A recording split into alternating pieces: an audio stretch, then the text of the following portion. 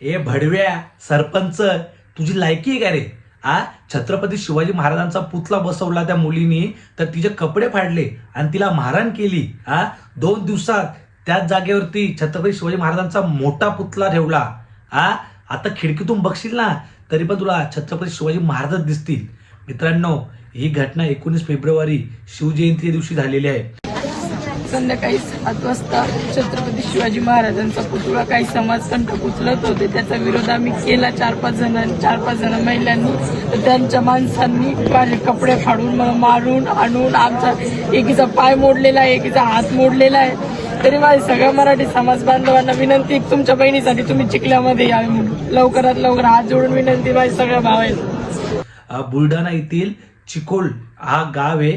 तिथे एक मुलीने शिवजयंती दिवशी महाराजांचा छोटासा पुतळा ठेवला होता शिवजयंती साजरी करण्यासाठी.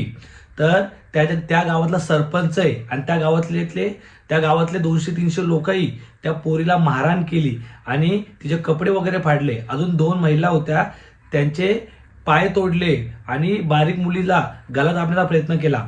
अरे महाराज होते ना म्हणून आज आपण आहोत, समजला का? जो तुम्ही घेता श्वास आणि जो खातात घास ना, तो फक्त छत्रपती शिवाजी महाराजांमुळे. अरे लाज वाटा पाहिजे, तुमची लायकी आहे का रे?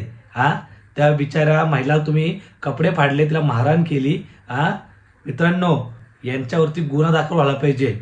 मित्रांनो, विचार करा, ती एक मुलगी आणि हे 300-400 भडवे. वाघीण होती, वाघीण. छत्रपती शिवाजी महाराजांच्या पुतल्याला तिने हात पण लावून नाही दिला. या भडव्यांची लायकी आहे आणि आता फरार झाले. तर मित्रांनो, माझी एवढीच विनंती आहे, जो सरपंच आहे याच्या कठोर कारवाई झाली पाहिजे. आपल्या छत्रपती शिवाजी महाराजांच्या या देशात, या महाराष्ट्रामध्ये आपल्या महिलांवरती कुणी हात टाकला नाही पाहिजे परत. जय शिवराय.